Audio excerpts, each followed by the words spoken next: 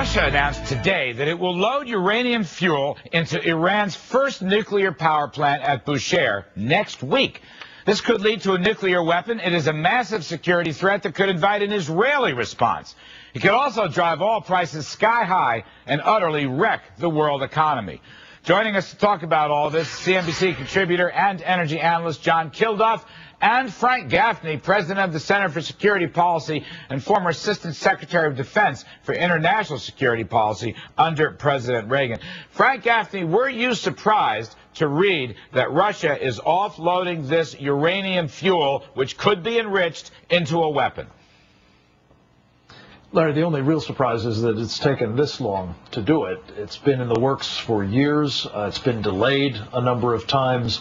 The Obama administration, I think, had been trying to get the Russians to postpone it yet again on the basis that, we've reset our relationship with the Russians. Turns out it's been a one-way street. The Russians are very much involved in business as usual, including with the Iranians. And I'm afraid that this is going to be a kind of high Richter scale tectonic shift in the strategic sense, and it will have very far-reaching repercussions. We can only speculate about them right now. Repercussions regarding a nuclear weapon from Iran. Is that what's happened here? Well, it almost certainly will be a great leap forward for the nuclear ambitions that Iran has had for 20-odd years. It will translate, I'm afraid, into an immediate problem, as our friend John Bolton has said, because once the fuel is inside that facility, any attack against it would almost certainly result in radioactive material being contaminating a larger area. And that will, unfortunately, as I say, I think create further kind of protection for the Iranian nuclear weapons program, and why the next 8 days may well be decisive for Israel, and I think it should be for us as well. All right, I'm going to come back to that 8 days. John Kilduff, you have already been writing and talking about your concerns that Iran is building up submarines in the Strait of Hormuz, and that this could have a terrible impact on oil prices. Now you get this Russian information today. What's your thinking?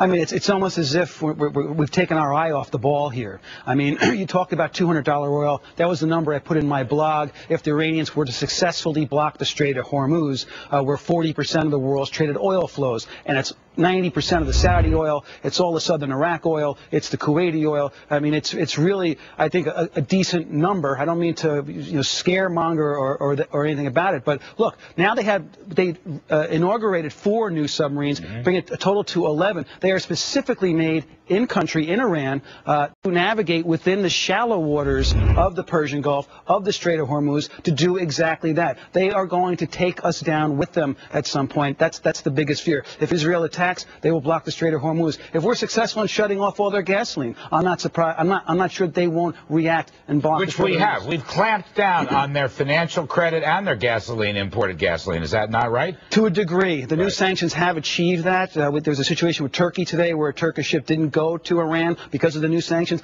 but the Russians are fully still selling to them. The Chinese, our other good friends, still very much selling to them, so they are still getting their gasoline. Frank Gaffney, now you talk about the next 8 days. We'll round it up and call it a week. A UN response, a U.S. response, a European response, and perhaps, Frank, most importantly, an Israeli response to this news that Russia is providing the uranium fuel. What do you think? Can you care to make a guess about the outcomes here?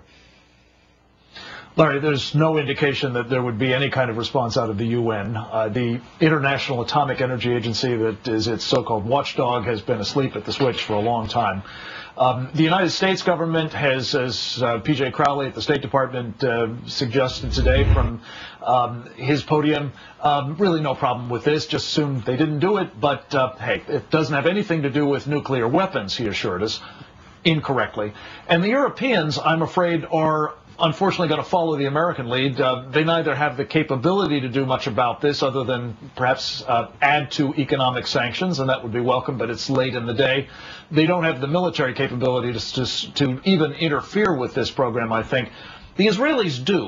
Whether they have the means to destroy the Iranian nuclear weapons program, to take down the Iranian regime and the police state apparatus that enables it to control what are clearly the disaffected populations of Iran, I think is unclear. But they certainly have the means to stop this plant from coming online and perhaps at least disrupting some of the other aspects of these programs and control apparatuses.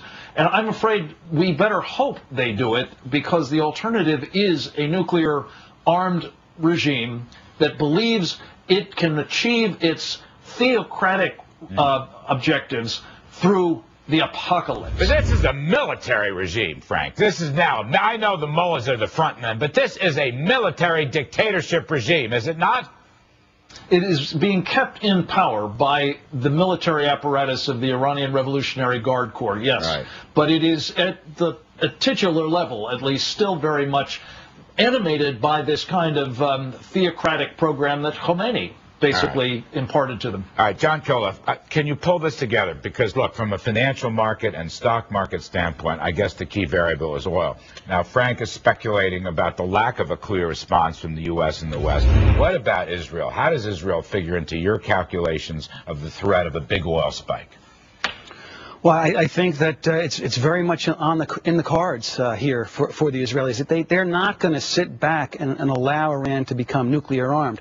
What this does, as has been pointed out here, is that this is a great educational training ground for the Iranian nuclear scientists and elite to learn really to the bottom line here how this all works. That's the other big fear. Right. Plus this deal, the calming effect of this deal is hinged upon the Iranians returning the diminished nuclear fuel rods back to Russia. Do you believe that? I don't believe that. Does anybody in their right mind believe that? It's fallacy. Not going to happen. It is not going to happen. Right. And even if they can't turn that into a nuclear bomb, a mushroom cloud type, it'll make a heck of a dirty bomb to land in a major city or someplace in Europe, and they'll let that go right out the back door, these guys. Frank Gaffney, last word. We're a little bit out of time. George Will just wrote a hell of a column about Benjamin Netanyahu, the Israeli Prime Minister, comparing him to Winston Churchill in his unyielding defense of freedom in Israel. Of course, Churchill opened the door to the Israeli state many years ago.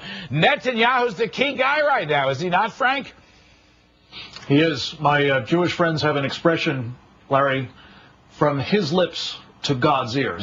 I hope that he will, in fact, prove to be the Churchill we need at a moment like this. We don't have one in Washington, that's for sure. All right, we're going to leave it there. Frank Gaffney and John Kildorff, very sobering stuff and very difficult stuff.